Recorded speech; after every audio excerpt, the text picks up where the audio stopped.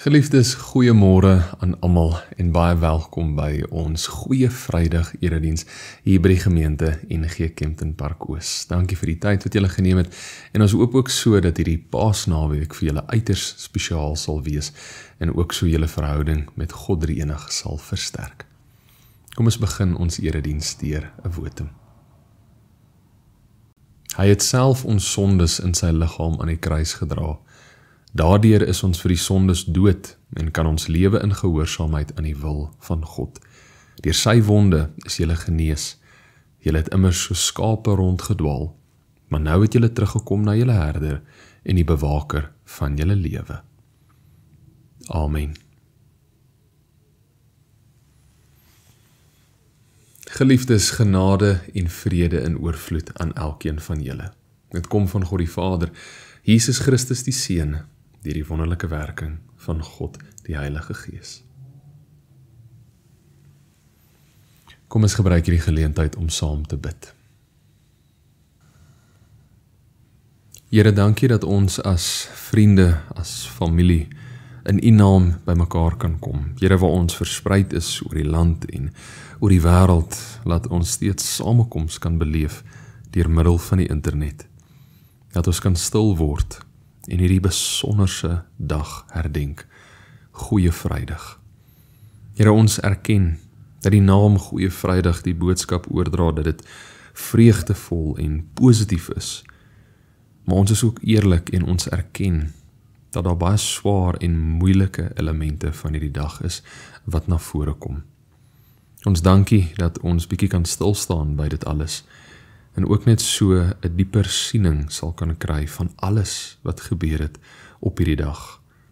Die prys wat U betaal het, die pyn waardeur U gegaan het, maar soveel van die profesieë in die Ou Testament wat tot vervulling gekom het. En dat ons kan weet, my Here, dit is nie net per toeval nie, maar dit is 'n plan wat U al lankal in gedagte gehad het en in werking laat tree het. Here, dankie dat ons vandag daarna kan kyk, daarop kan fokus. Dankie dat ons geloof kan erken. Here, laat ons voor U kan staan, voor U kom kniel en sê, maar Here, ons glo. Ons glo dat U aarde toe gestuur is. Ons glo dat U vir ons die finale prys betaal het, dat U gesterf het aan die kruis. Ons glo dat U die dood oorwin het, sodat ons nie hoef nie. En ons glo dat daar 'n ewige lewe vir ons wag saam met U. Daarom prys ons U naam en ons vra, werk asseblief met ons. Help ons, laat ons U wil, U woord, U beloftes, U goeie nuus sal bekend maak in hierdie gebroke wêreld. Amen. Geliefdes, ons skriflesing vir vandag, al gaan 'n paar verskillende gedeeltes wees, maar die hoofgedeelte waarna ons kyk, kom uit Johannes 19. Ons gaan binnekort saam lees. Vandag herdenk ons Goeie Vrydag, wat die eerste dag van Paasfees is, die volgende liturgiese of kerklike seisoen waarin ons as gelowiges intree. Maar nie almal is hiervan bewus nie.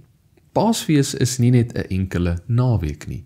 Dit strek om en by 50 dae lank, 7 weke waar daar pertinent gefokus word op Jesus se opwekking. En Paasnaweek, wat nou verwysend is na hierdie spesifieke naweek, wat behels van Goeie Vrydag, Stil Saterdagmôre en Sondag Opwekkingssondag, is seker die belangrikste geleentheid wat ons as gelowiges herdenk. Maar vir vandag gaan ons net stil staan by Goeie Vrydag en wat dit alles behels. En die manier wat ons dit gaan doen is eintlik baie eenvoudig. Ons gaan na Johannes 19 in geheel kyk, maar ons gaan dit in 4 verskillende gedeeltes opdeel. Julle sal sien as julle julle Bybels oopmaak, maar daar is ook 4 opskrifte en dit is hoe ons na hierdie gedeelte gaan indeel. En elkeen van hierdie 4 gedeeltes gaan dien as 'n spesifieke moment op Jesus se sterfdag.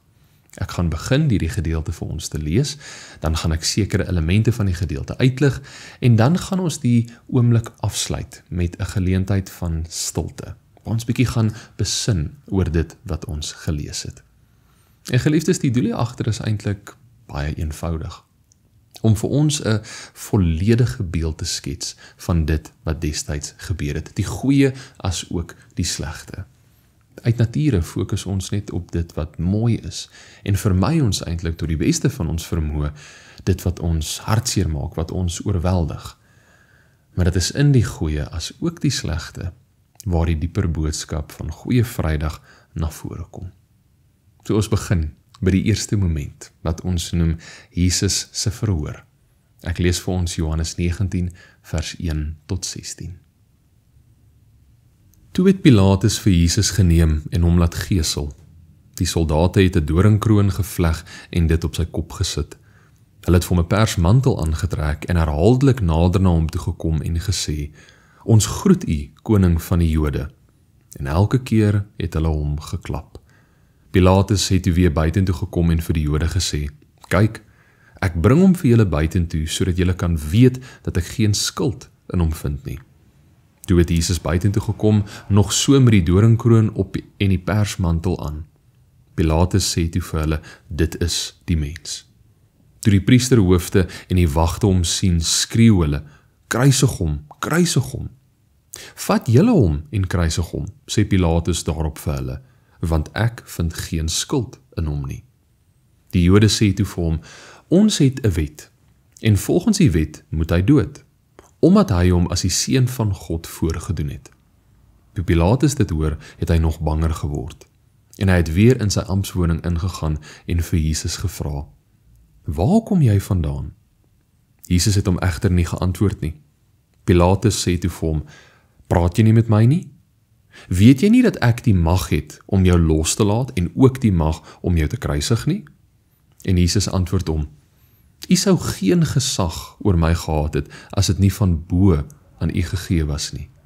Daarom het hy wat my aan u uitgelewer het groter skuld." Hieroor het Pilatus geprobeer om hom los te laat, maar die Jode het geskree: "As u hom loslaat, is u nie 'n vriend van die keiser nie. Elkeen wat homself as koning voordoen, is in verset teen die keiser." Toe Pilatus dit alles hoor, het hy vir Jesus buitentoe gebring en op die regbank gaan sit op die plek wat klipterras genoem word, in Hebreëus Gabata. Dit was die voorbereiding vir die Paasfees en dit was omtrent 12:00 die middag. Hy sê toe vir die Jode: "Hier is julle koning." Maar hulle skreeu: vat hom weg, kruisig hom." Toe vra Pilatus vir hulle: "Moet ek julle koning kruisig?" Die priesterhoofde antwoord: "Ons het nie 'n koning nie. Ons het net die keiser." Toe het hy hom op hulle versoek oorgelewer om gekruisig te word, en hulle het Jesus weggeneem. In die begin van hoofstuk 19 laat Pontius vir Jesus gesel. Gesel was 'n baie gruisame manier om iemand te straf, waar iemand deur 'n sweep of deur 'n stok herhaaldelik geslaan was. En in baie erge gevalle was daar spykers of stukkies metaal aan die punt van die sweep vasgemaak om die skade soveel meer te maak. Maar baie interessant, in die vroeë jare was iemand net gegesel as hulle klaar verhoor was en skuldig bevind is. Jesus is hier nog nie skuldig bevind nie. Inteendeel, Pontius hou aan deur te sê, maar hy vind geen skuld in hom nie. So die vraag dan, waarom volgens die evangelie van Johannes sou Pontius dit so vroeg laat gebeur het? Want op die oomblik, soos by die evangelie dit aan ons oordra, is dit 'n onskuldige man wat vir iets gestraf word wat nog nie vasgestel is nie. Baie kenners beweer dat dit Pontius se manier was om die Jode te probeer oorreed om hul saak teen Christus te staak, dat wanneer hulle hom sien, geslaan en bebloed, dat hulle dalk sal dink, maar ag, hy het 'n gedeelte van sy vonnis afbetaal, kom ons laat hom nou maar eerder net gaan. Maar ongelukkig is dit nie hoe dit uitgedraai het nie. Die Romeinse soldate het Jesus 'n doringkroon aangesit, as ook 'n persmantel, simbole en klere wat geassosieer word met koningskap. Hulle het tot so ver gegaan as om hom te groet as koning. Hulle het gesê: "Ons groet u, koning van die Jode." Maar in plaas van Jesus te groet as koning en om hulde te bring, soos wat die gebruik destyds was, een sou 'n koning gegroet het en vol iets gegee het hulle hom geslaan. Die geskenk wat hulle hom gebied het was 'n klap. Christus as koning van die Jode was bespot en hy was verneder. Pontius vind Jesus steeds nie skuldig nie, maar die Jode hou aan. Kruisig hom, kruisig hom. Kruisiging was seker een van die wreedste maniere om te sterf in die vroeë jare, en baie kenners sê dat die mense wie gekruisig sou word kort voordat hulle kruisiging sou begin het hulle absoluut hysteries gegaan, uit vrees vir dit alles wat vir hulle voorgelê het en hulle het probeer vlug. Pontius raak toe bang, soos vir die gedeelte aanbeweeg. Want die Jode is op die punt om in opstand te kom teen hom wat niks wil doen rakende Jesus nie. Die Jode vat dit toe 'n stapie verder, hulle dink aan 'n nuwe plan, en hulle sê vir hom, as jy hierdie man laat vrylaat, dan is jy nie 'n vriend van die keiser nie. Nou, 'n vriend van die keiser was nie 'n amptelike titel wat een gekry het nie, maar dit het beteken dit was iemand wie enigiets vir die keiser sou doen, wie in die goeie boekies van die keiser was en tot die beste van hulle vermoë daar wou bly. En die Jode se argument, hoekom Jesus gekruisig moet word, verander. In die begin het hulle aangehou, maar Jesus was godslasterend, en daarvoor verdien hy om gekruisig te word. Maar nou sê hulle, hy is koning, en daar is tog net een koning, en dit is die keiser. So enige iemand wat die samelewing intree en voorgee dat hulle 'n koning of die koning is, staan teen die keiser, en hierop sou Pontius definitief moet reageer. Pontius vra hulle, moet ek julle koning kruisig?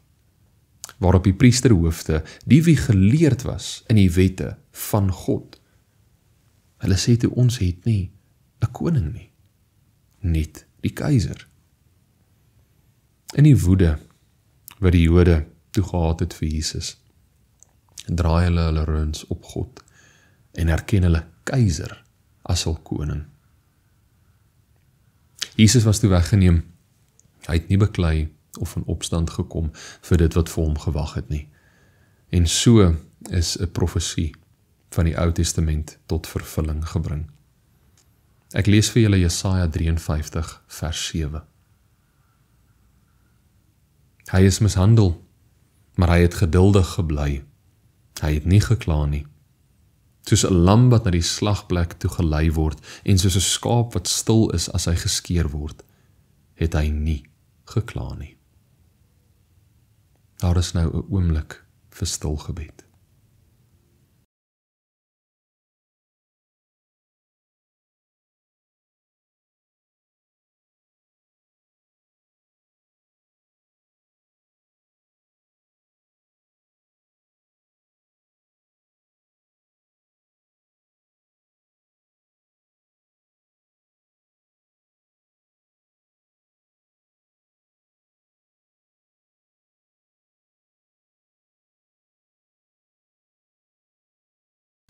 Die tweede moment, Jesus word gekruisig.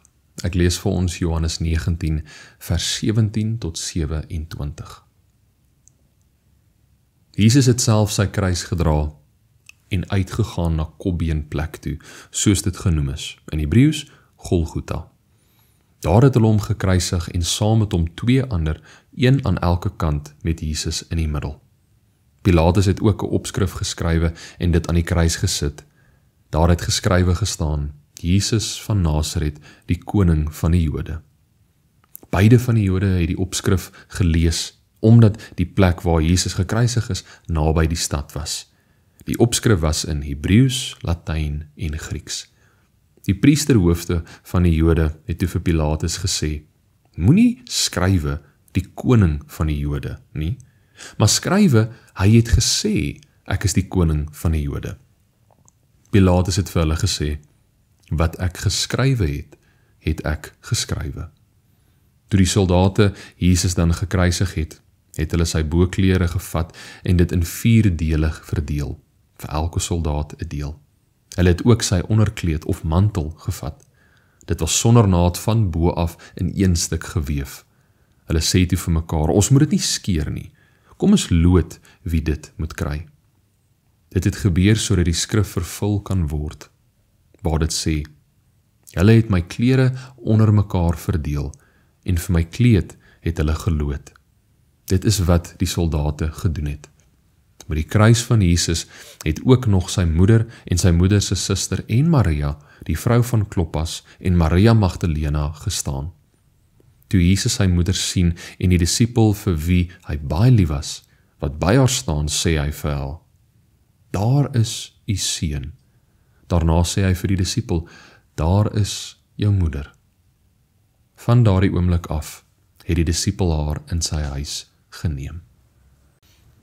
Baie belangrik, Jesus was buite Jerusalem gekruisig op die berg van Golgotha en dit het doelbewus so gebeur. Hierdie was volgens Joodse wette. Enige iemand wie gekruisig sou word, mag nie binne die stadsmure gekruisig geword het nie. Ek lees vir julle Hebreërs 13 vers 11 tot 12. Die bloed van die offerdiere word deur die hoëpriester in die heiligdom ingebring vir die sonde, maar hulle liggame word buitekant die laar verbrand. Daarom het Jesus ook buitekant die stadspoort gelei om die volk deur sy eie bloed van hulle sonde te reinig. Volgende lees ons van Jesus wat sy kruis alleen gedra het, sonder die hulp van Simon van Sirene, soos wat die ander evangelies dit oordra. En hierdie kom gee vir ons 'n ander uitkyk op die gebeure. Dit lê baie klem dat Jesus het die beker van lyding self gedra. Hy wou alleenlik die prys betaal vir elkeen van ons. Johannes as evangelie gaan verder nie in baie detail in oor presies wat gebeur het tydens die kruisiging nie. Ander evangelies sal vir 'n mens meer detail gee en daar is ook baie kommentare wat gruisame detail deel rakende hoe hierdie kruisigingsproses sou plaasgevind het. Was die kruis eers op die grond en toe was die persoon daarin vasgemaak? Was die kruis regop geplaas? Ek gaan nie enigsins daarin in detail gaan nie. Maar Johannes, baie uniek, probeer amper 'n sluier oor ons oë trek, om die marteling wat Jesus ervaar het van ons te weerhou. Hy is tussen twee ander gekruisig. Volgens Johannes staan daar nie dat hulle misdadigers genoem was nie, maar ons weet, omdat hulle gekruisig was, was hulle misdadigers, was hulle kriminele, want dit was net die ergste van die erg in die samelewing wat hierdie doodsvonnis sou ontvang het. Maar die unieke ding is, Jesus is doelbewus tussen hierdie twee geplaas, amper om die boodskap oor te dra, maar uit hierdie drie kriminele wat julle sien, die middelste een is die ergste. Dit het nog 'n Ou Testamentiese profesie tot vervulling gebring. Ek lees vir julle Jesaja 53 vers 12. Daarom gee ek hom 'n ereplek onder die grootes. Hy sal saam met magtiges die oorwinning vier, omdat hy hom in die dood oorgegee het en as misdadiger beskou is, omdat hy die sonde van baie op hom geneem het en vir oortreders gebid het. Hulle verdeel toe Jesus se klere, maar sy onderkleed of mantel het nie 'n naad ingehaat nie, so hulle besluit toe om eerder looitjies daarvoor te trek. Ek lees vir julle Psalm 22, vers 17 tot 19, 'n Ou Testamentiese teks. Soos honde omsingel hulle my, die bende misdadigers sak op my toe. Hulle bind my hande en voete vas. Al wat been in my is, kan ek tel. Hulle kyk na my met leed vermaak. Hulle verdeel my klere onder mekaar en trek looitjies oor my mantel. Die ware koning van die Jode bespot. Hulle het hom gesien as 'n tipe van 'n offerdier. As misdadiger is hy verkondig aan die wêreld. Die een wat lewe gebring het, is verwelkom met die dood. Daar's 'n oomblik vir stil gebed.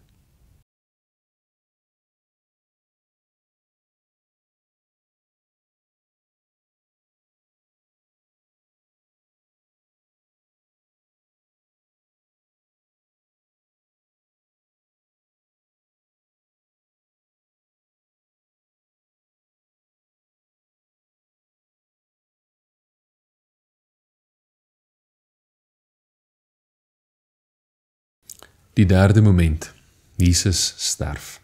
Ek lees vir ons Johannes 19, vers 28 tot 37. Hierna het Jesus met die wete dat alles klaar volbring is en sodat die skrif vervul kan word gesê, ek is dors. Daar het 'n kan vol suurwyn gestaan. Die soldate het toe 'n spons vol suurwyn op 'n hisoptak gesit en dit teen sy mond gehou. Nadat Jesus die suurwyn gekry het, het hy gesê, dit is volbring. Toe het hy sy kop vooroor laat sak en die laaste asem uitgeblaas. Dit was Vrydag en die Jode wou nie hê dat die liggame op die Sabbatdag aan die kruis moes bly nie, want daardie Sabbatdag was 'n groot dag. Daarom het hulle vir Pilatus gevra dat die mense wat gekruisig is, se bene gebreek en die liggame weggevat moes word. Toe het die soldate gekom en die bene van die eerste een gebreek en ook die van die tweede een wat saam met Jesus gekruisig is. Toe hulle egter by Jesus kom en sien dat hy al klaar dood is, het hulle nie sy bene gebreek nie. Maar een van die soldate het met 'n spies in sy sy gesteek en daar het dadelik bloed en water uitgekom.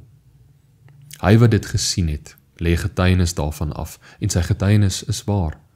Hy weet dat hy die waarheid praat, sodat julle ook kan glo. Dit het gebeur sodat die skrif vervul kan word.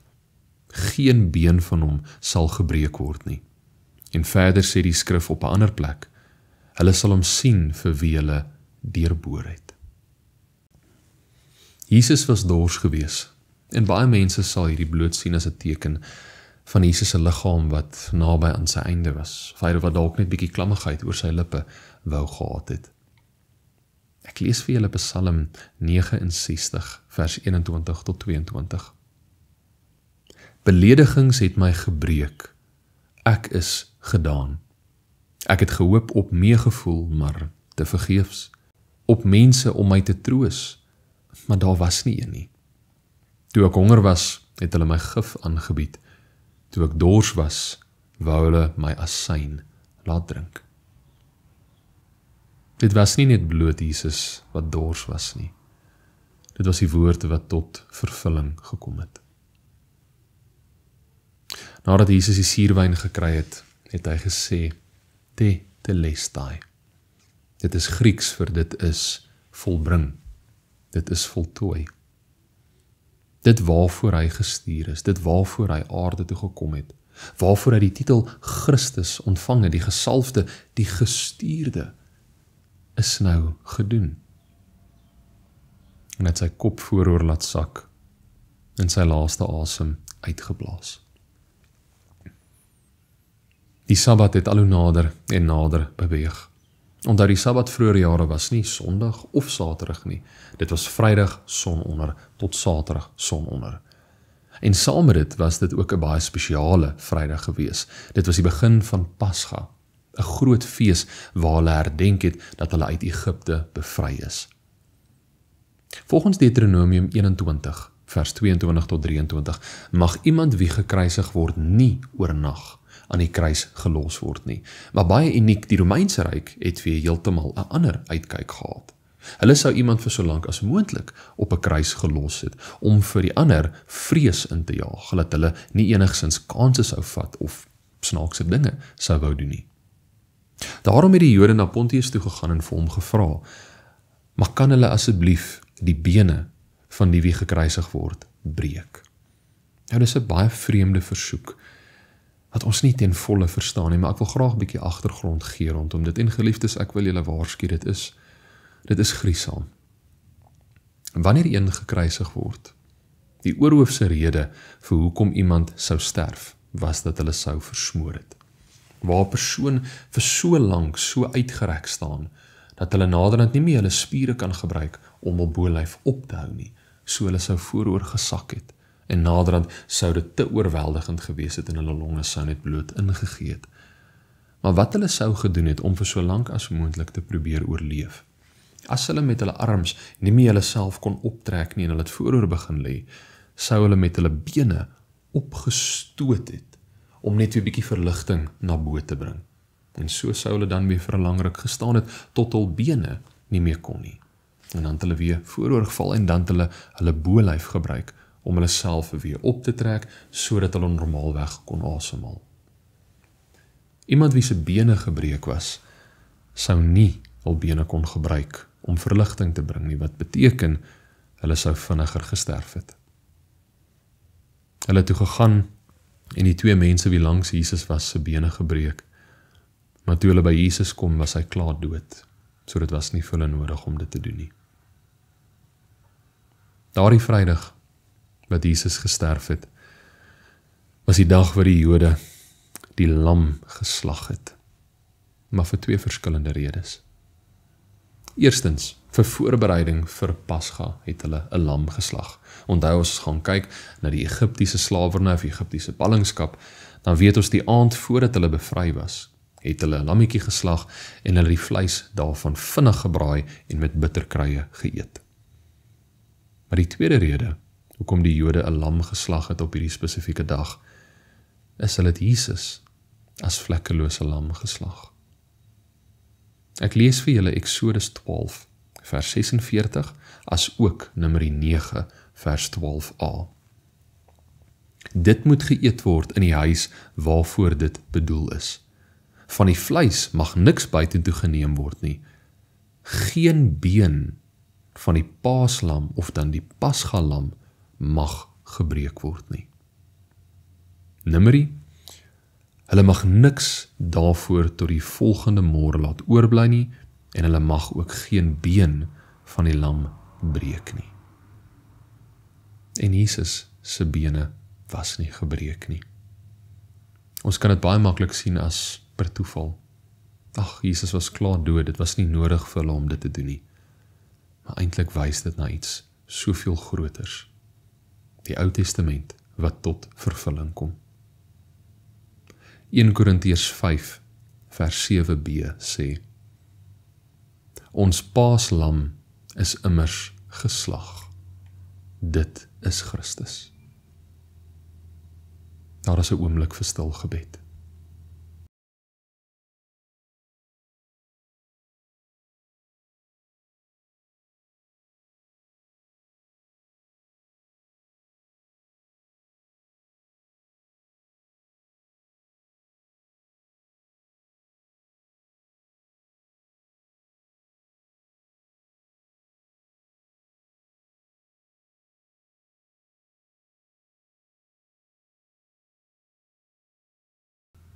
Die laaste moment, Jesus word begrawe. Ek lees vir ons Johannes 19 vers 38 tot 42. Hierna het Josef van Arimatea, wat 'n disipel van Jesus was, maar in die geheim, omdat hy vir die Jode bang was, vir Pilatus gevra of hy die liggaam van Jesus mag neem. Pilatus het sy toestemming gegee. Josef het toe gegaan en sy liggaam weggeneem. Nikodemus, wat 'n keer in die nag na Jesus toe gekom het, het ook gekom en 'n mengsel van omtrent 50 liter mirre en alwyn gebring. Hulle het die liggaam van Jesus geneem en dit met die geurolie behandel en in doeke toegedraai, soos dit die gebruik van die Jode was om iemand vir die begrafnis uit te lê. By die plek waar Jesus gekruisig is, was daar 'n tuin en in die tuin 'n nuwe graf waarin daar nog niemand begrawe was nie. Daar het hulle Jesus begrawe, omdat die Sabbatdag vir die Jode al amper aangebreek het en die graf daar naby was. Die disippels se hele lewe was hier onder hulle voete uitgeruk. Onthou, nadat Jesus gedoop het en hy sy aardse bediening begin het hy sy disippels genader en het hulle 'n pad saam met hom gestap. Hulle het alles gelos. Hulle werke, hulle families, hulle kinders, alles. En hulle het saam met Jesus rondgereis. Hulle verwagting was dat hulle altyd saam met hom sou wees, van hom sou leer, dat hulle sou sien die wonders wat hy sou verrig. Maar hier lê hulle rabbi, hulle leermeester voor hulle dood. Dit is hoekom môre bekend staan as Stil Saterdag, want die disippels was so stom geslaan, dat hulle die hele Saterdag deurgebring het, om nie 'n enkele woord vir mekaar te sê nie, want hulle het niks gehad om te sê nie. Jesus het werklik gesterf, Baie mense sal sê en beweer, maar nee, hy was net bewusteloos vir 'n dag of 2 gewees. Nee. Jesus was tot die diepste put van die dood getrek. Vir niemand anders as vir ons nie. Vir iets wat hy nie gedoen het nie. Hy het gekies om hierdie pad te volg. Hy het gekies om die dood aan te vat, sodat ons nie hoef nie. Daar's nou geleentheid vir stil gebed.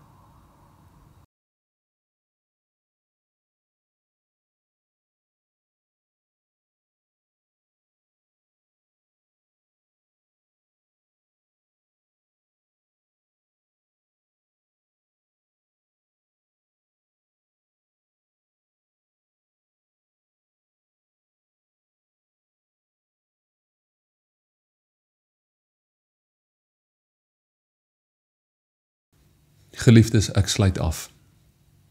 Dit is noodsaaklik vir ons om die gebeure van Goeie Vrydag in geheel te aanskou. Baie kere fokus ons eerder net op die goeie. Ons wil nie oorweldig word deur die negatiewe, deur die slegte nie. Goeie Vrydag herdenk Jesus wat vir ons aan die kruis gesterf het.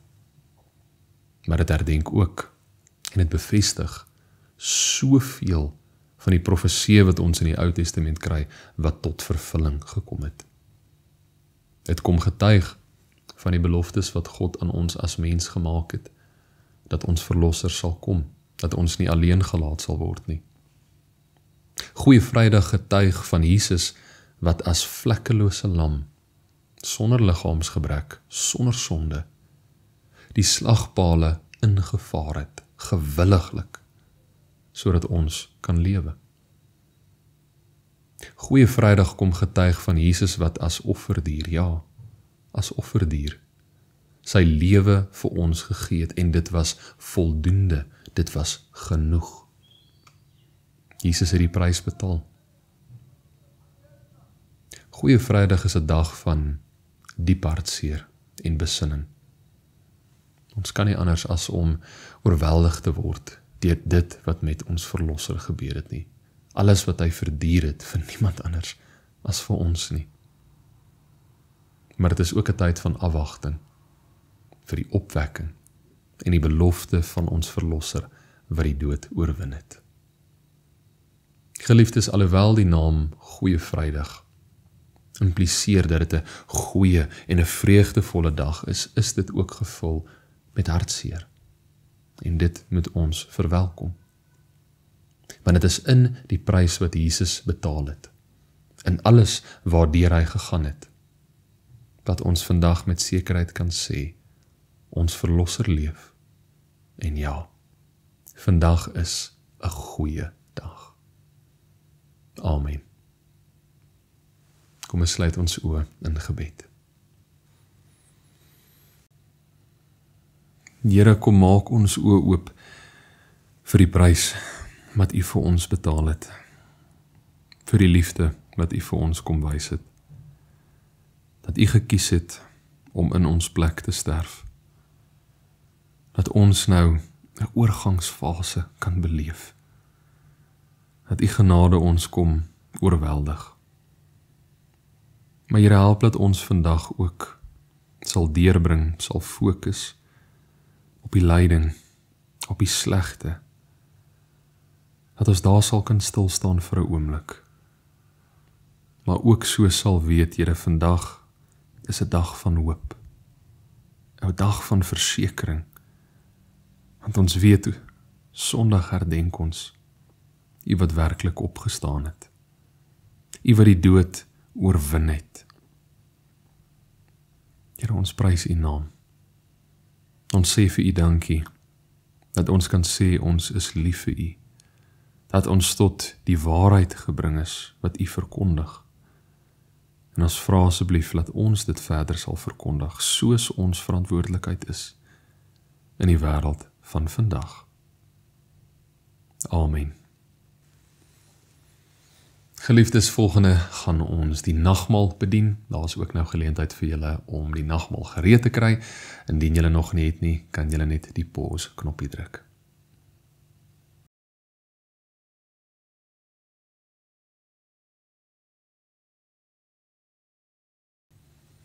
Geliefdes, die nagmaal is 'n sakrament wat ons as gelowiges in kan deel hê. Waar ons vir 'n oomblik stil staan, die brood neem wat sy liggaam simboliseer, maar die wyn drink wat sy bloed simboliseer, en eerlik met onsself kan wees oor die prys wat hy betaal het. Dat hy gekies het om vir niemand anders te sterf as vir elkeen van ons nie, want hy het geweet, ons sal dit nooit self kan verdien nie. Daarom het hy ingetree. Wat 'n voorreg om nie saam as gelowiges dit te kan gebruik nie. Wat 'n voorreg om nie ons verlosser se naam aan te roep en te sê, maar Here, dankie. En ek glo in dit wat U vir my kom doen het. Geliefdes, daarom nooi ek elke liewe een van julle vandag uit.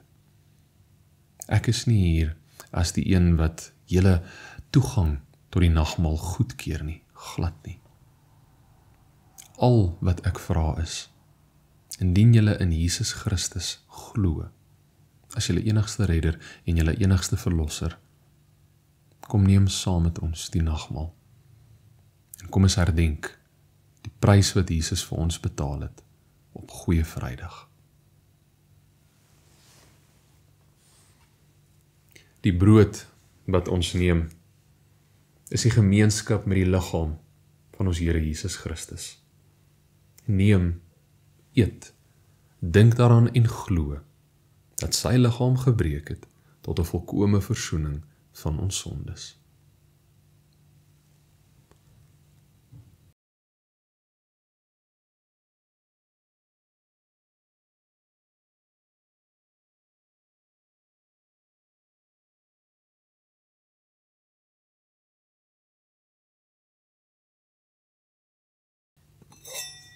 Die beker van danksegging is die gemeenskap met die bloed van ons Here Jesus Christus.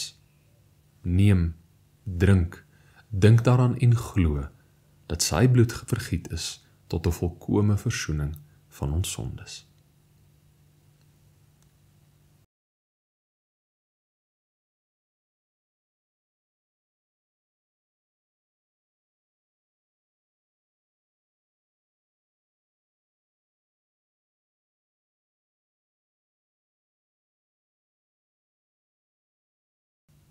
Ontvang die seën van die Here.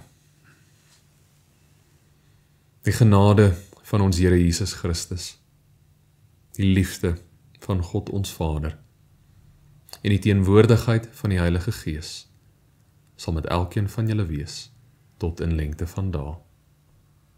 Amen.